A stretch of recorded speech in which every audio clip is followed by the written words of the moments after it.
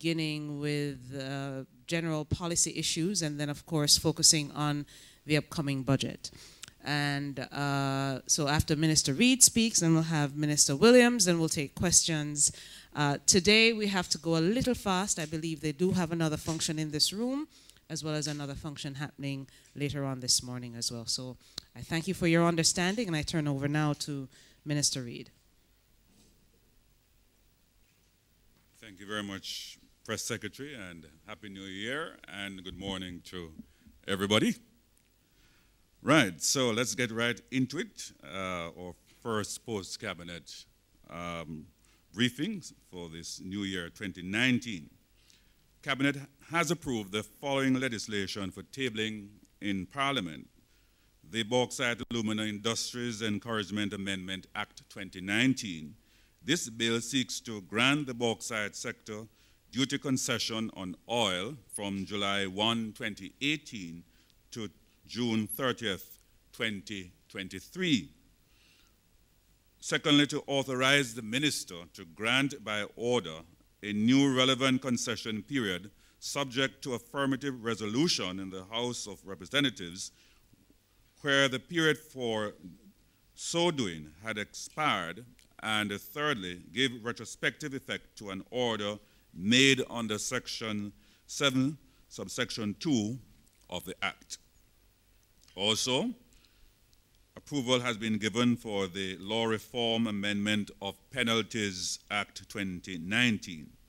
The bill seeks to introduce provisions to amend several acts under the portfolio of the Ministry of Justice in order to increase outdated penalties and empower the minister to amend penalties where necessary by order, subject to affirmative resolution. Thirdly, signature of sponsorship agreement between the Government of Jamaica and Blue Minerals Limited. Cabinet has agreed for Jamaica to act as sponsoring state for a locally incorporated subsidiary of Blue Minerals Limited. This is in relation to its application to the International Seabed Authority, ISA, for a contract to explore polymetallic nodules in the deep seabed and subsoil beyond national jurisdiction, and the terms set out in the draft sponsorship agreement between the Government of Jamaica and Blue Minerals. Cabinet was advised of Jamaica's prominent role in the development of the regime to govern the exploitation of mineral resources in the deep seabed, a decision in 1981 by the UN General Assembly to host the headquarters of the International Seabed Authority here in Jamaica, which was established under the 11th of the UN Convention of the Law of the Seas and aimed at regulating and managing deep seabed mining on behalf of all humankind. Cabinet also took note of the following: A, the rationale for deep seabed mining, which included the demand for global electrification and the expected growth in the electric vehicles and infrastructure to be able to meet future demands. B, with agreement for sponsorship, Blue Minerals would acquire 75,000 square kilometers reserved license area in international waters in the Pacific Ocean, conduct exploration in the area for achieving proof of resources nodules, acquire deep seabed mining equipment, build organization and start mining activities, nodules, collections, and general revenue and taxable profits for Jamaica. The rationale for Jamaica being involved in the deep seabed mining: Blue Minerals is a 100% Jamaican-owned company that would own all mineral rights, all geological data, and all revenue. Blue Minerals was regulated by ISA regulation, the Companies Act, Blue Minerals Jamaica, and the sponsorship agreement. The costs and benefits of Jamaica being involved in deep seabed mining. The World Economic Forum meeting of January 22 to 25, 2019, where the matter will be further discussed. Globally, deep seabed mining was attracting enormous attention attention, Jamaica as a sponsoring state would join other countries such as France, Japan, and Germany. Jamaicans would be provided with the opportunity to attend seminars and workshops overseas to be educated in the protection and preservation of the marine environment. The exercise would be of no cost to the government of Jamaica, and investors would absorb all the costs related to this particular initiative. The contract with the Blue Minerals would give Jamaica a means through which direct benefits could be derived. Once becoming a sponsoring state, Jamaica would have an exclusive area in the open seas. By way of annual reports, Cabinet approved the following for the tabling in the House of Representatives: the Broadcasting Commission annual report for the period 2017 to 2018, the Rural Water Supply report dated for the period 2016-2017, and by way of contracts that have been approved by Cabinet. First of all, the Port Royal Cruise Ship Terminal Development.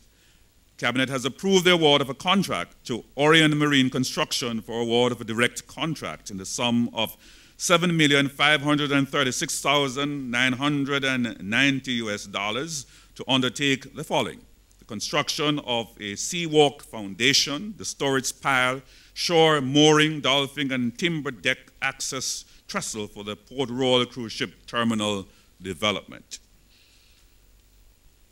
Secondly, closed user group solution. Cabinet approved the award of a contract to Cable and Wireless Limited in the sum of $69,688,201.08 for the delivery of CUG services to the Ministry of Finance and the Public Service and some of its affiliated agencies: the Planning Institute of Jamaica, the Tax Administration of Jamaica, Accountant General's Department, and Office of the Services Commission. Thirdly, Greater Black River Water Supply Luana Well Station in the Middle Quarters Square mains replacement. Surrey Paving and Aggregate Company Limited has been approved for the award of a contract in the sum of $65,527,665 from the NWC for the Luana Well Station to Middle Quarters main replacement in St. Elizabeth. And fourthly, the manufacture and delivery of boots and shoes to members of the JCF. Bronco Boots Factory in Greendale, St. Catherine has been approved for award of a contract in the sum of $75,591,025 for the delivery and manufacture of 8,400 pairs of duty boots and shoes to be issued to members of the JCF. And finally, the Closed Harbor Beach Park Development. Cabinet approved the award of a contract by the UDC for the implementation of a Closed Harbor Beach Park Development project in keeping with the endorsement of the NCC to M&M Construction Limited in a sum of $1,296,158,870.64 Jamaican dollars, that is. So, ladies and gentlemen, that concludes my report on Cabinet deliberations and decisions so far. Thank you.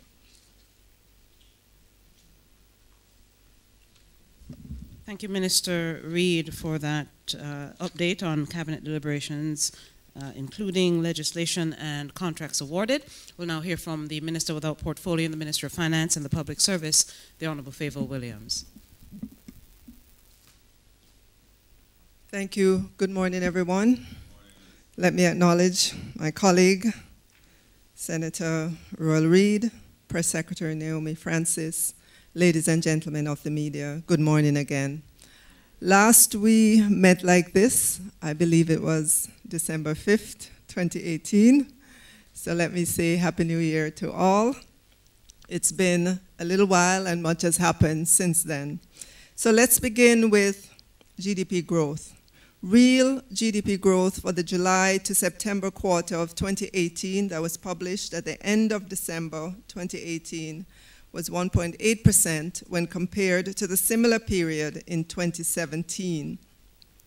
What I want to draw your attention to is that this current administration is the only administration that has delivered 11 consecutive quarters of positive GDP growth if you look at all the administrations dating back for the last 21 years.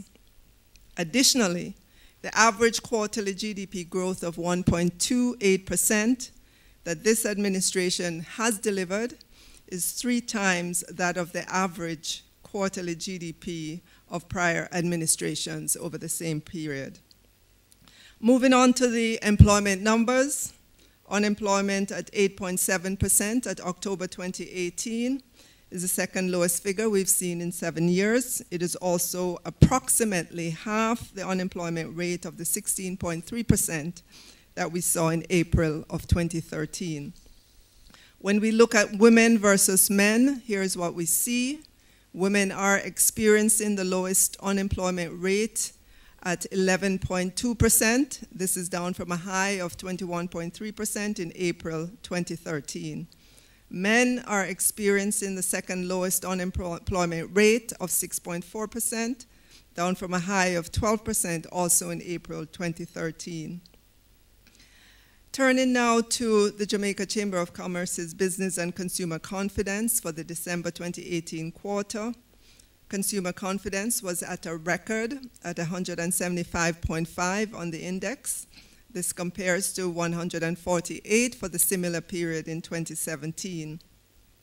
Business confidence was at 147.5 compared to a reading of 142.5 for the comparable quarter in 2017. What are these figures telling us? For businesses, the figures are saying that the company's willingness to invest in new plant and equipment is at the highest in the history of the survey. Companies are also expecting to increase their sales and profits in 2019. For consumers, their higher confidence is reflected both in the current economic conditions and in their expectation of more jobs to be created. And all of this confidence is manifesting itself in credit from deposit-taking institutions or banks. We're seeing strong credit growth to the business sector.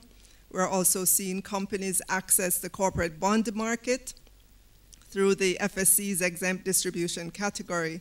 The latest Bank of Jamaica figures showed funds raised by corporate bonds through exempt distribution increased 40%.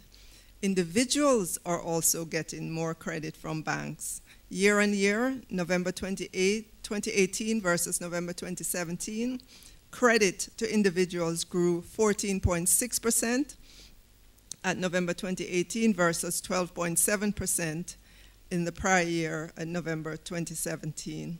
And with that, ladies and gentlemen, I will take any questions that you have. Thank you so much.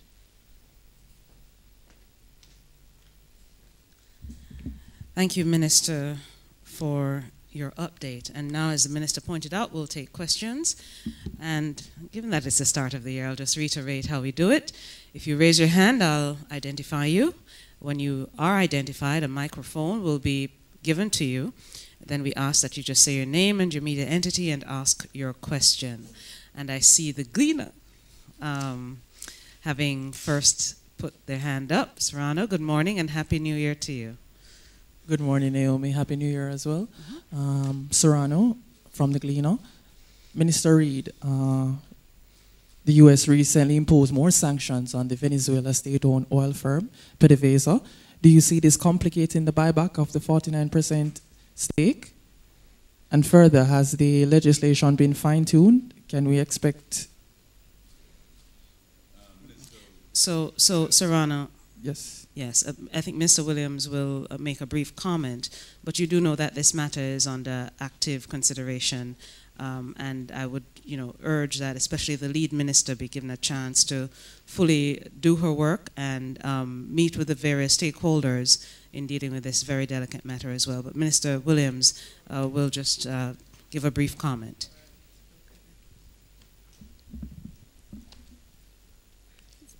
Serrano and other members of the media, what I'd like to say in regards to that question is that the Minister of Foreign Affairs and Foreign Trade has been quite clear, quite detailed in the many interviews on radio, on TV, in the press conferences about exactly where we are. We've always indicated an openness to an amicable solution prior to any tabling of the legislation in Parliament, and that's where we are currently in the process. I know as well that the Minister has plans to speak in the Senate as soon as that's convened, and she will be given, I'm sure, a lot more details, but that's where we are right now in terms of the buyback.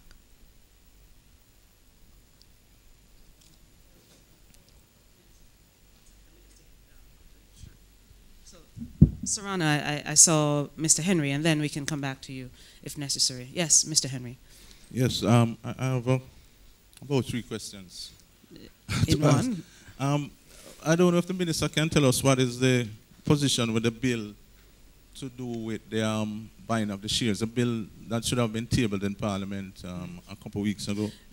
I don't know that a bill should have been tabled in Parliament. I realized that a media entity had said that Parliament would have had some deliberations, when I don't recall that being on the schedule at all. But it was said to be legislative action, that's what I... Legislative action, but it didn't say when the action would come. All right.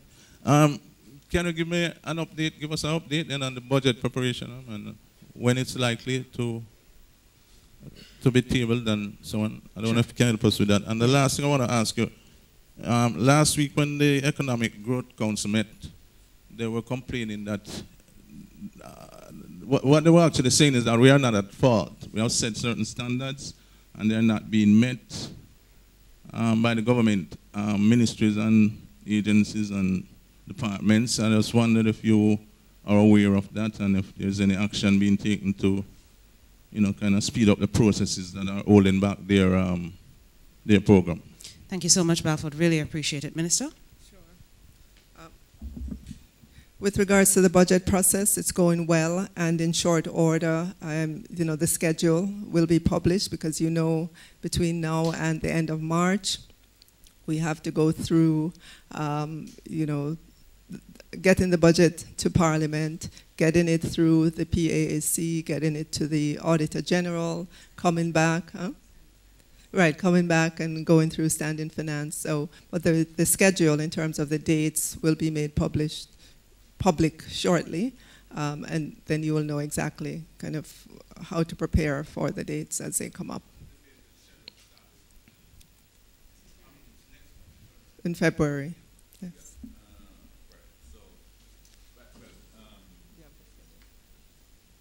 Right, what I would indicate is that the proposal is to prorogue Parliament on the 12th, and for the laying of the estimates to be on February 14th, which would be the same day as, you know, of the ceremonial opening of Parliament. So that is as much as we can indicate.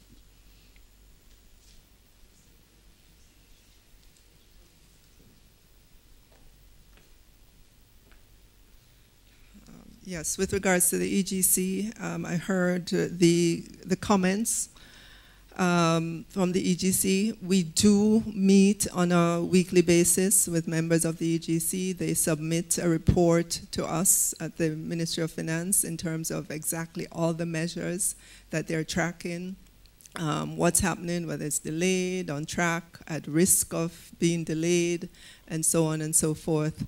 All the measures that are on their schedule are ones that the government is in full support of, and all the ministries, departments, and agencies have been working towards. Unfortunately, there have been delays, but all the measures remain on our schedule to be completed. We recognize that some of them may be completed with delay, but none will fall off because they're all important measures that were identified by the EGC. In particular, the one that I'm thinking of that's super important is the approvals process, getting in the ICT infrastructure in place across all the municipalities. I mean, that's a huge job. We've seen some delays there. But again, it's just to say to Jamaicans, we're committed to getting all of those initiatives completed.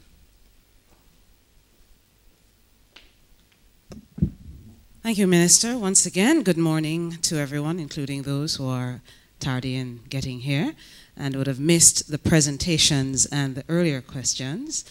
Nonetheless, we acknowledge you. Good morning, sir. Yes. And the rules, of course. Once I acknowledge you, the microphone, if you could identify yourself, that would be good.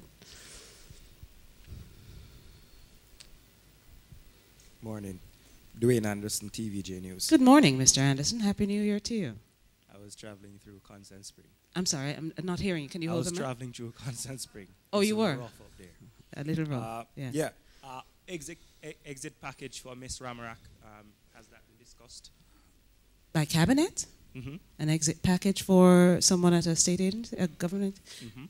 No, the cabinet would not have discussed that at all. Yes. I think you should, if you wish to, as you would know, the management of agencies is at the remit of the management and then the board. So the exit package for line employees of an agency would not be at cabinet. It would be at the management level of an organization or at the board level. So you would have to forward those queries to the entity of which you inquire. And it would not have come to the Prime Minister's attention, being that he's the minister in charge? That would be a clear overstep of the ministerial authority of our minister and interference in the functioning of an entity. Follow-up question, not in relation to Petrojam. I'm not sure if any other ministers would have been watching Television Jamaica's news over the past few days, but we had a couple of reports. I think they watch all the news. Excellent. On the aerodromes, millions of dollars in losses. What are the plans for the aerodromes? Can we continue with them in light of the millions of dollars we're racking up in losses?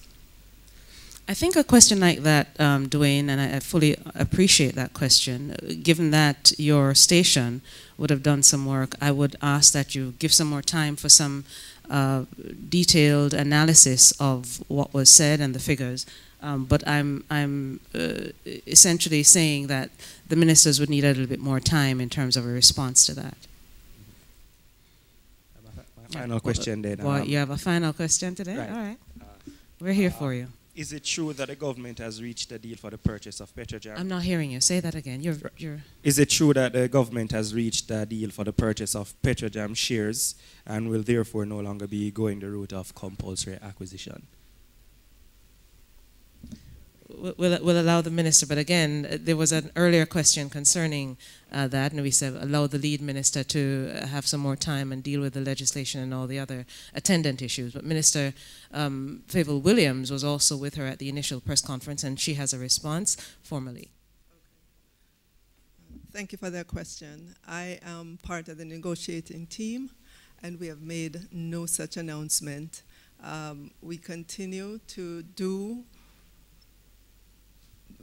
to have conversations, we continue to have meetings, but no, there has been no publication of at all with regards to where we are. I mean, like I said earlier, we have always maintained that we're open to an amicable solution, but we will continue on the path that we've laid out and made public to the Jamaican people and to the Venezuelan delegation. All right, thank you, Mr. Anderson. And back to this side, Serrano, yes. Yes, Minister. Has the Cabinet preliminarily reviewed the recent corruption prevention index rating of Jamaica? And does the slippage, though small, concern the government in any way? I believe we moved down 2 spaces Secondly, can we say when the Wigton IPO will come to the market?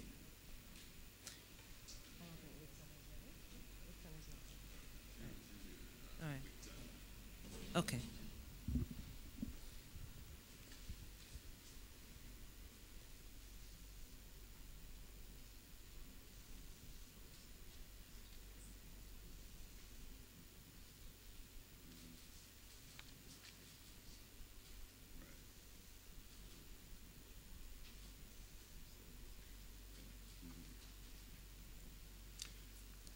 Serrano, yeah, in response to your question, the report has not been discussed at Cabinet. I'm not aware that that report has come formally to us. But we note the concern. The Prime Minister has been very, very firm that we are going to be working assiduously to put systems and structures in place to root out corruption. The government has been very, very firm in putting systems and passing legislation to make sure that there's strong accountability. So I don't see that the interpretation by some is that we have slipped. I mean, there is some movement in the ranking, yes, but I believe that overall the country is moving in a direction that I see that more and more Jamaica is doing better at curbing corruption.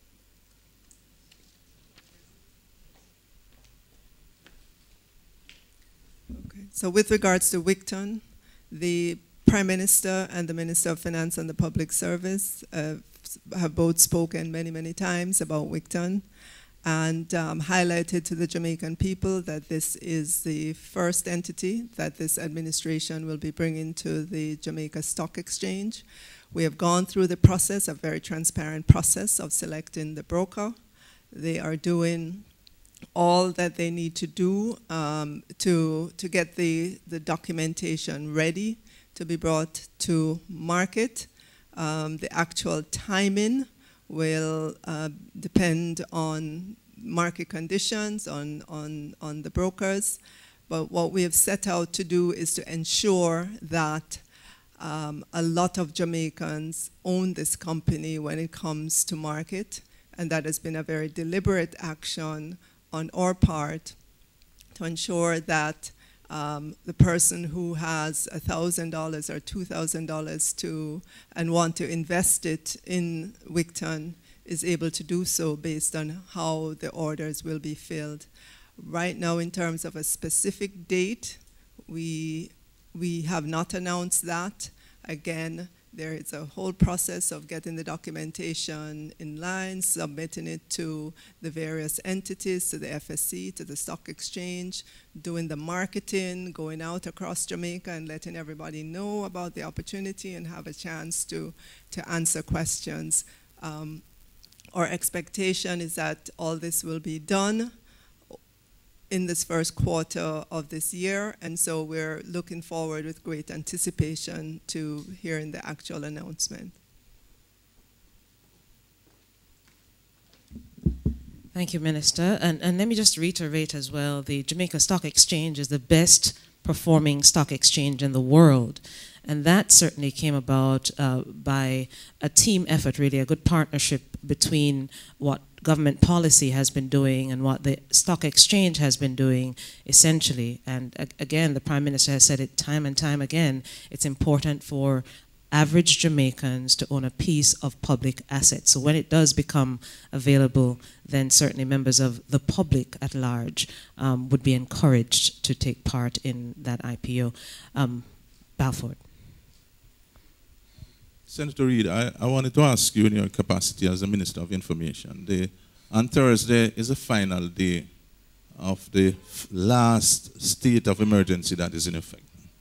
And I mean, a lot of people are concerned that it's the end of states of emergency in Jamaica. And we're not sure what is going to happen afterwards. I mean, I haven't heard any assurance from the government as to what is going to happen afterwards. Could you give us some? If I may, before Minister Reid and Mr. Morgan come in, the Prime Minister has been very, very clear on the matter. In fact, Balfour, you would realize the Prime Minister on New Year's Day, January 1, met with the Chief of Defense Staff and the Commissioner of Police to ensure that there is no gap in any form with the country's safety and security. That's one.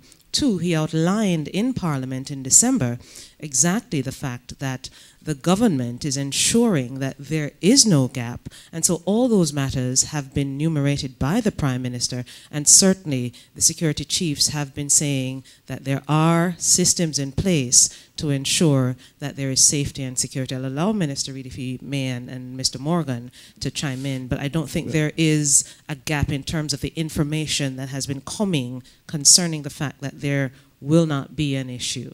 But there must be a gap, because when the Prime Minister made this statement, nobody was sure whether all 3 states of emergency would have ended. Now we are sure, because there are only 2 days left and nothing has changed. So, you know, now that it's over, let's say it's over and what is going to happen. Mr. Henry, the states of emergencies ended because we did not receive the support of the parliamentary opposition in their extension. Without such a report, without such a support, then they cannot be continued. So it was, the writing was on the wall, and they have maintained their position and have aggressively articulated their position and their own justifications.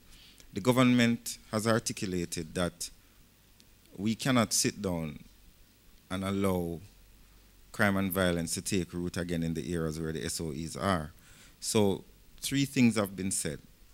The Prime Minister and the Minister of National Security have said that we will as much as possible seek to maintain the presence. But we have acknowledged the reality that the powers that existed under the state of emergency do not exist anywhere else. They don't exist with cordons and search as within normal policing and so on.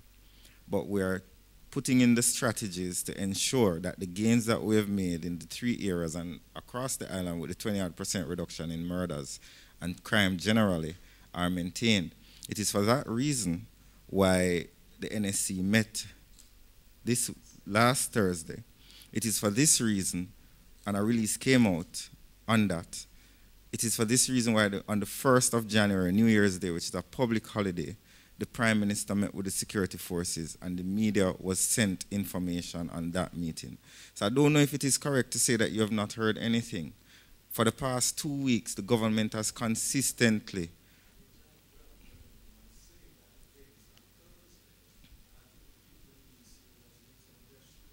But the Minister of National Security was in Montego Bay last week assuring the people. But I don't understand. 1 minute you say he never said nothing and then he was there last week. I don't. But the point is, Balfour, that the government maintains its commitment, and the cabinet, for which the Minister of Information can speak, has consistently been talking about these issues, finding innovative ways of maintaining the security strength of the forces on the ground, of giving resources to the police and the army to ensure that they are able to deal with the crime situation, and also to put forward legislation to enhance the justice framework, including significant investments in the reform of the justice system. So it's not just about SOEs. That was never the foundation of the government's crime plan. The foundation of the government's crime plan was an overall approach to justice, an overall approach to crime fighting. Border security with the significant purchase in the boats that we, HMS Cornwall and the other one, providing the army with a coastal surveillance aircraft, new helicopters, the public safety unit that has just been formed by the police force, significant investment in that. Because, pardon? Investment in infrastructure. We're building a new barracks in Montego Bay. We're building a new barrack at Up Park Camp. There's not been as much investment in the army and the police than has been over the last 2 years. So it's not just about SOEs. So you have to look at it holistically. What is the government doing in terms of investing in the forensics, in terms of investing in intelligence capabilities, and so on? I'm not the chairman. You have to speak to the Minister of Information. So I just want to, I just want to echo what Mr. Morgan has said, because you're raising the concern whether the citizens of St. James should be concerned as a result of the ending of the states of emergency. And as has been expressed, we want to assure Jamaica, we want to assure the citizens of St. James that this administration has their safety uppermost in our hearts and in our minds. The Prime Minister, the Cabinet, every member of the Cabinet is resolute, as with the Security Council, that we'll do all, yes, as Mr. Morgan has explained, the limitation that we face. We are going to make sure there are numbers on the ground in terms of security forces. We're going to use all the resources, the technology that is available. You'll hear in the budget presentation later on our commitment to putting resources behind the national security. You saw that last year in our deliberations so far. It is going to receive highest priority in terms of funding. So I want to assure the nation that we, notwithstanding limitation, we are going to work very, very hard to assure our citizens in St. James and in Jamaica that we'll ensure Jamaica is a safe country for all of us. So that's one last thing, though. The barracks, is it completed or is it being completed? It is being worked on. It is being worked on. Been completed. Yes, yes. But you know, all these the mayor was always saying yes, all the barracks is built. Yeah, but all these things are work in progress. All right, thank you, Minister. Really appreciate it. And for members of the media, thank you. All I would ask is that you contextualize it. So, for example, your question, Balfour, concerning the state of emergency, there's a context, a wider context to the security issue that certainly has been articulated, not just yesterday, but for the past few years concerning safety and security. And it's, of course, a very comprehensive matter, not just a one-off thing in terms of reporting as well. May I thank you all for attending our post-cabinet media briefing. We look forward to seeing you again in another week and a half, 2 weeks, right, as the Minister has committed to doing every other week with post-cabinet. And of course, we're all available for any questions that you may have, any clarifications that we may be able to offer. Thank you so much. Refreshments are outside. Have a good morning.